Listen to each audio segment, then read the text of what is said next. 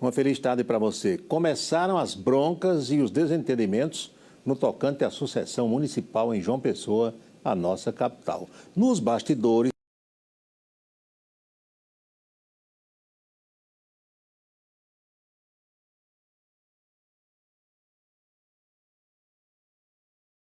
deve ser do Partido Verde, que é a legenda comandada por ele.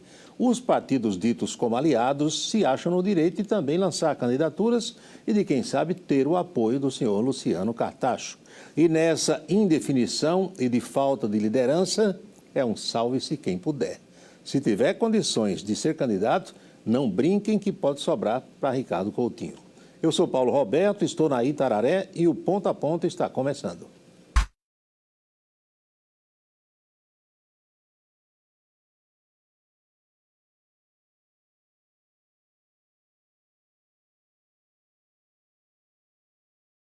Qualquer lugar. E só existem os espertos, os sabidos, por conta da existência dos bobos. Os mais velhos dizem que todo dia sai um bobo de casa e esse bobo é aproveitado pelo esperto. Agora mesmo, nessa onda de coronavírus, apareceu um sujeito que se diz pastor, um daqueles falsos profetas, prometendo livrar as pessoas da doença desde que adquirissem uma determinada substância, aí está o anúncio, um óleo purificador que ele distribuía naturalmente em troca de dinheiro. Está aí, o poder de Deus contra o coronavírus. E saber que ainda tem gente que cai nesse tipo de enrolada por aí afora. Parece com aquela história do bilhete premiado, do golpe do vigário, aqueles golpes que são aplicados há décadas, mas que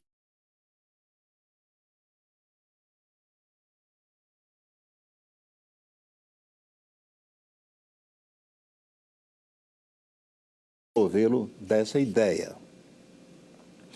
Quem nos visita hoje é o secretário de Educação de Campina Grande, Rodolfo Gaudêncio. Ano letivo iniciado e providências sendo adotadas para que as coisas possam transcorrer dentro daquilo que se considera normalidade.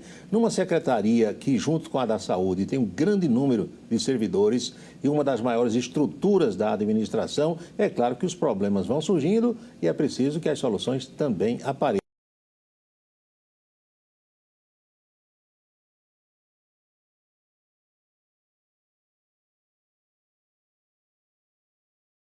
Normalidade. O período de recesso, a gente sabe que serve para uma reforma, um reequipamento das escolas e tal. Isso foi feito nesse recesso agora? No recesso não foi possível, Paulo. Não foi possível. Não foi possível por uma questão, como eu disse, nós passamos por uma crise. Sim. E administramos a crise, né? A partir do momento que tivemos a ruptura da administrativa, né, com a saída da professora Yolanda, né, houve a primeira fase, que foi a necessidade de adequação, né, dos processos emergenciais para manter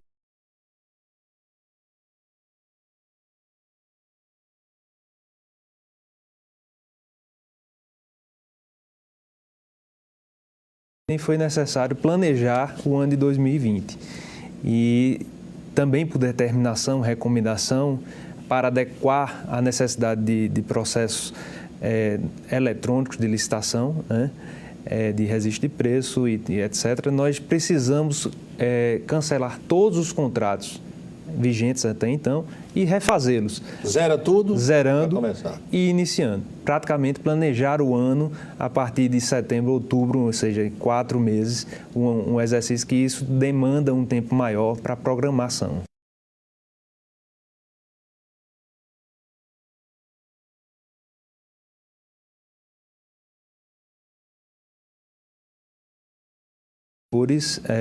A decisão que tomamos para realizar o adiamento.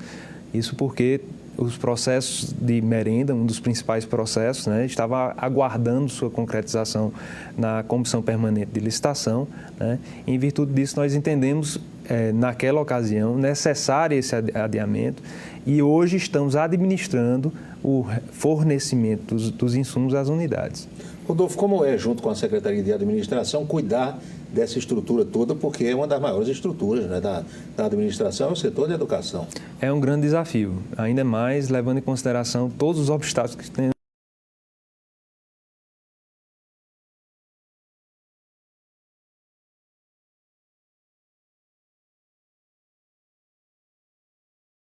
cada uma das batalhas, né? E acredito eu que vou deixar um legado para quem vier, pelo menos de organização, no que diz respeito aos contratos administrativos da Secretaria, que poder seguir com uma melhor condição. Tem muita gente efetiva, mas tem muito prestador de serviço e vocês precisam estar adequando, renovando esses contratos, quer dizer, tem toda uma parte burocrática também. Exato, e ter o cuidado também de encaminhamento de acordo com a necessidade. Exatamente, porque normalmente quem estava no ano anterior quer seguir trabalhando, mas isso vai depender das conveniências e da necessidade.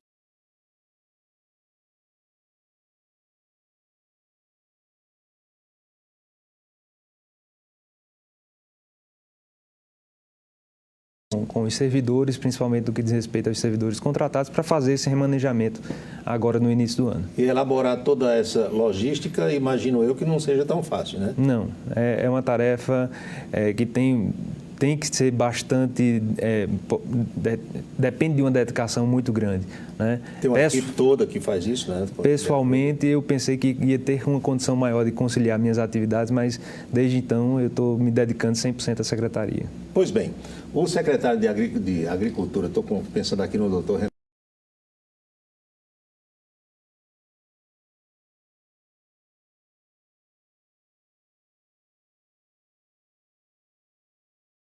resolvidos na medida do possível e é preciso que todo mundo tenha um pouquinho de paciência nesse momento. A gente faz uma pequena pausa e volta já já com o ponto a ponto. Não sai daí.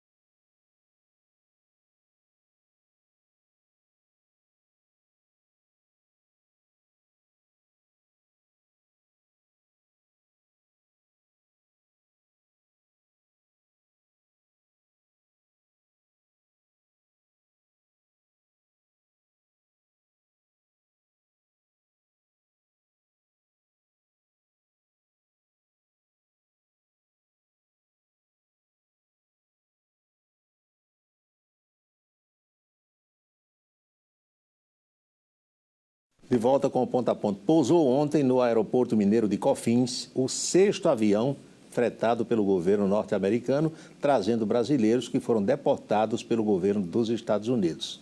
Cerca de 120 brasileiros desembarcaram no aeroporto deserto, sem ninguém esperar.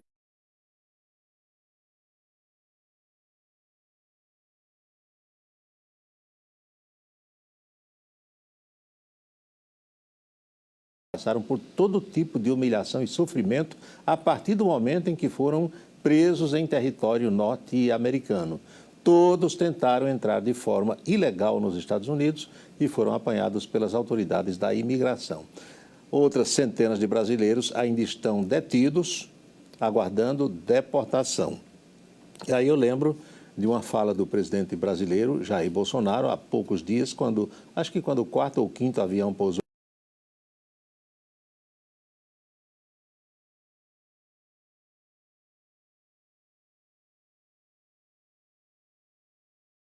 americana. O brasileiro que sai daqui para entrar lá de forma ilegal sabe que é assim. Então vai sabendo, arrisca, às vezes dá certo e às vezes não dá. Infelizmente é assim. E a gente segue conversando com o secretário de Educação de Campina Grande, Rodolfo Gaudêncio. Rodolfo, por que é que escola pública deprecia tanto equipamento? Eu não sei se as crianças de hoje são diferentes de quando eu era criança ou de quando você era criança, mas parece que a gente zelava mais os equipamentos. Ou não são bem feitos como antes, quebram carteira, quebram filtro.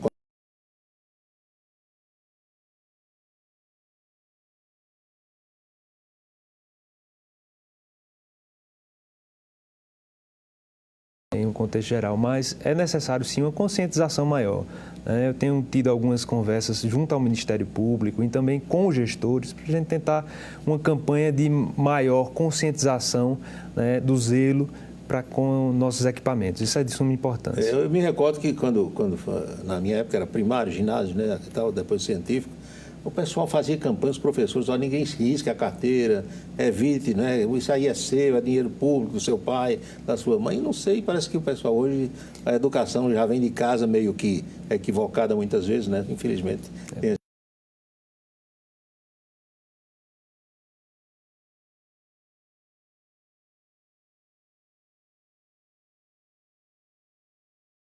para que o que é transmitido seja perpetuado dentro de casa também. E a prefeitura, a secretaria acabam gastando uma fortuna para repor esses equipamentos, né? A cada ano. Nós temos um serviço que é contínuo, que diz respeito a reparos dessa ordem, que é muito significativo. Como é que é a logística agora? Vamos falar de livro, material didático. Como é que isso acontece? Veja bem, o material didático ele é encaminhado pelo FNDE, né? Então, as escolas fazem o cadastro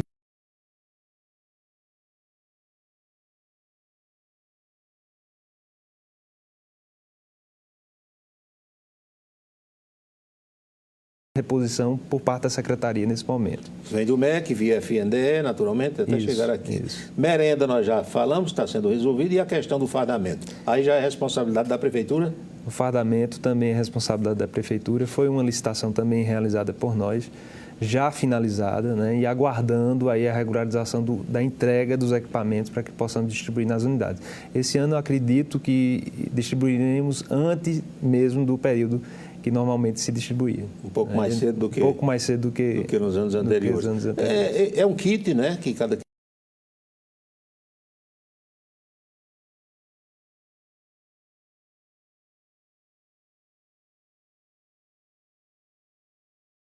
situação também que vocês têm um trabalho grande. Exato, a creche também demanda um cuidado maior, né? Nós prestamos um serviço de bastante qualidade no âmbito municipal, né? Temos creches que são referência, né? E tentamos universalizar isso dentro do nosso atendimento, né? Mas também demanda uma estrutura melhor de equipamentos, como caminhas para os bebês, a troca da roupagem das crianças também. E aí tem que ter um pessoal especializado para saber cuidar das crianças. Exato. Temos sim uma boa rede de atendimento. E as crianças especiais, como é que é o trabalho com elas?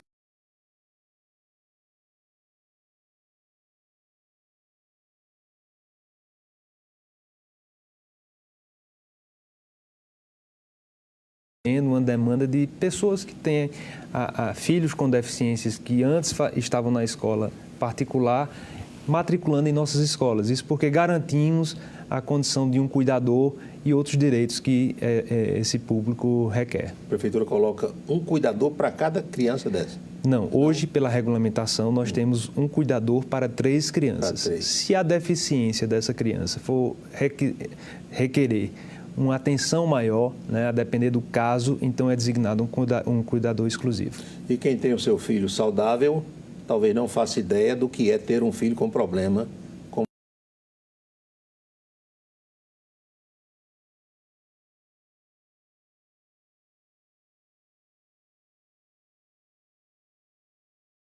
Fornecimento, né? Porque hoje o público aumentou significativamente. Para você ter ideia, nós atendemos cerca de 1.000 crianças nessa condição hoje no município, né? E a tendência é só crescer. A gente tem que reformular uma condição porque o poder público tem limites também no que diz respeito a gasto. É verdade. O que é que houve agora no Aloysio Campos, por exemplo, que são escolas novas, parece que tem algum contratempo inicial? É bom que o secretário nos explique. Veja bem, seria muito interessante nós iniciarmos o ano, a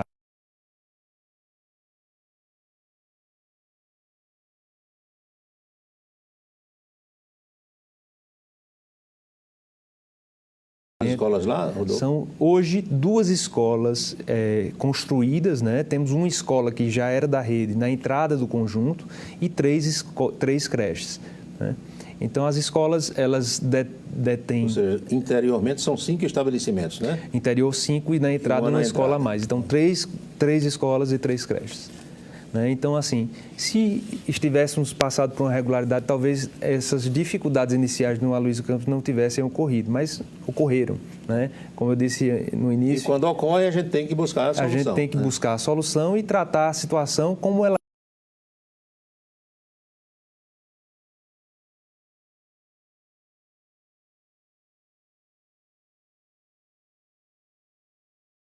fosse fornecido. Então, já iniciamos já a regularidade do fornecimento, já também para o Aloysio Campos, né, durante essa semana, hoje mesmo, né, está sendo encaminhado. O pessoal já está resolvido? Já está sendo encaminhado para lá. Né?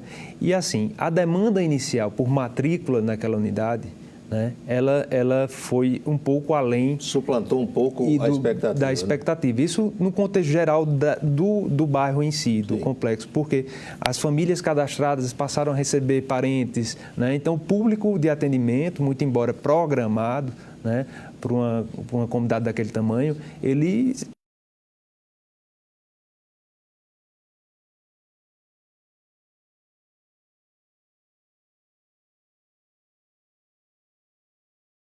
no Aloysio Campos. Para ampliar a oferta de atendimento, nós fizemos uma escola que é de grande porte e hoje é o melhor padrão de escola que temos no município, inclusive competindo com o padrão de escola particular. Né? As 2 unidades do Aloysio Campos comportariam 800 alunos. Então, cada escola dessa hoje tem 1.300 alunos matriculados. Né? Então, isso aí, estamos para atendimento daquela demanda que ficou contingenciada, né?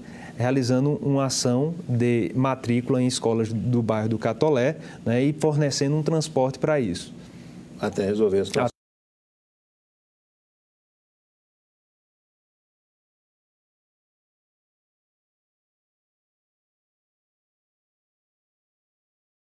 Aposentados, os da ativa, a gente fala já depois do intervalo.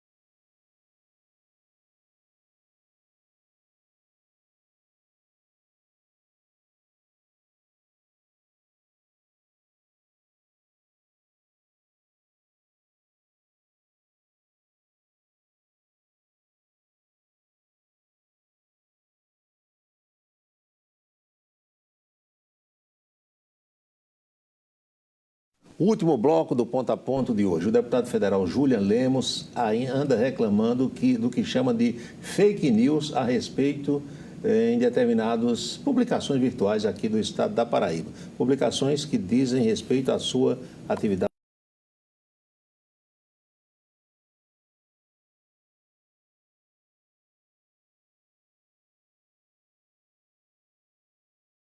Que aconteça. Pode até não ser o caso em tela, mas quando surge algo assim, eu fico lembrando do renomado professor Rômulo Azevedo, professor de jornalismo, que recentemente esteve conosco aqui no Ponto a Ponto. Rômulo diz que com o advento da internet e das redes sociais e a proliferação desses blogs, sites e portais, todo mundo se acha jornalista no mundo inteiro. Só que muitos confundem fofoca com jornalismo. Jornalismo é uma coisa, fofoca é outra muito diferente. E tem gente fazendo fofoca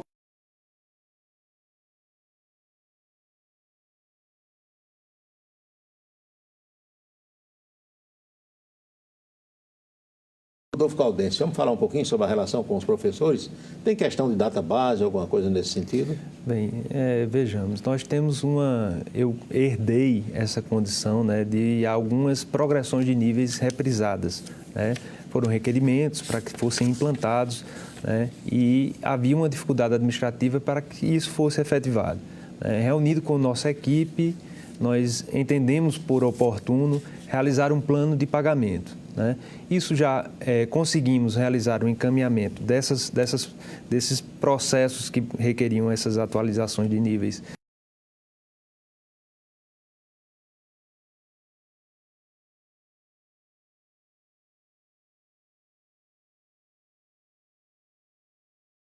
Novos casos para implantação, mas em virtude de uma dificuldade de folha, ele não foi efetivado, mas existe o compromisso já de isso ser efetivado agora nessa folha de março, né? E em março estarei encaminhando a cada mês um número de cerca de 100 processos para vencer essa dificuldade. Até que todo mundo seja atendido, contemplado. No que diz respeito a professores e remuneração, é muito oportuno registrar que, por ocasião do piso nacional, foi concedido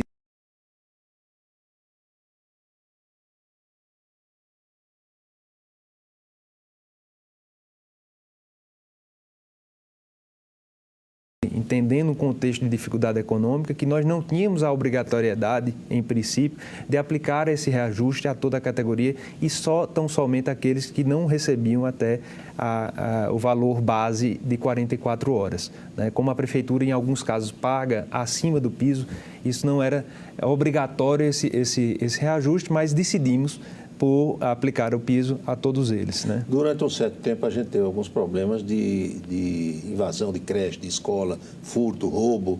Isso está normalizado? Olha, graças a Deus,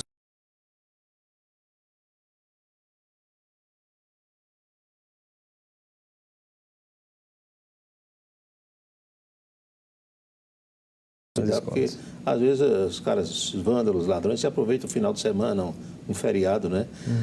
Um telespectador, durante o intervalo, pediu para falar um pouquinho sobre a ausência de escola de ensino médio no Aloysio Campos. Não tem, né? Olha, em princípio não é a obrigação do município o atendimento ao ensino médio. Assim, o ensino fundamental 1 e 2 é que é a obrigação do município. Mas o Estado não tem uma escola dentro do conjunto, não? Não possui escola dentro do conjunto. Há espaço para construir? Há espaço para construir. Em outros momentos, em outros conjuntos que foram...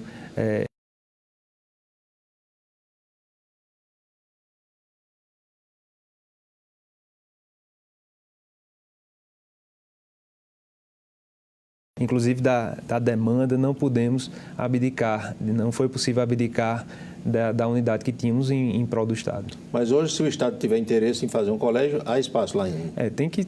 Conversar com a Prefeitura, se entender. Exato. Para que a população não fique prejudicada, porque, muito possivelmente, nessas 4.100 famílias que estão ali, tem muitos alunos do ensino médio, não é verdade? Exato, e temos alunos que sairão do ensino fundamental para o ensino médio já no ano que vem. Vai passando o tempo, o pessoal vai sair. Sua visão, nesse momento,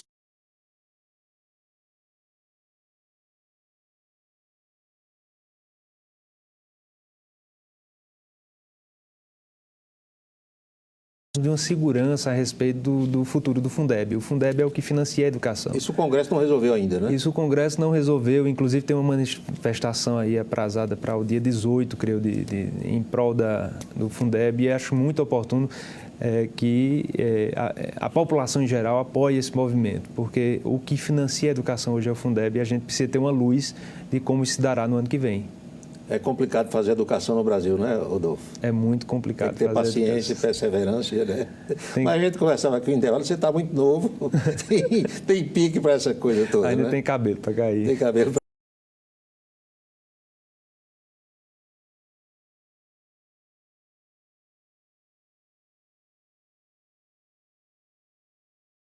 O secretário municipal estadual, meu amigo Carlos Dunga, do alto da sua experiência e da sua sabedoria, diz que não demora e vai faltar candidato a prefeito em muitas cidades brasileiras. São tantas as broncas quando o sujeito assume uma administração.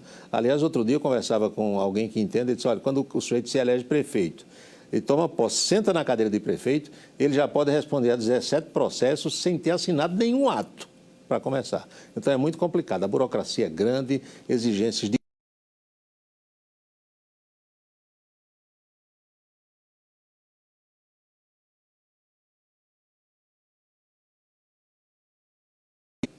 E o convite está feito para o Ponto a Ponto de amanhã, que começa logo após o meio-dia na Itararé. Fale com a nossa produção e sugira temas que possam ser trazidos ao programa. E nos assista em qualquer lugar do Brasil e do mundo, porque a nossa programação está aí em tudo que é plataforma digital. As notas divulgadas aqui vão direto para o blog do Paulo Roberto, esse aí, o camisa10.net.br. E a gente agora vai acompanhar o Jornal da Cultura em sua primeira edição.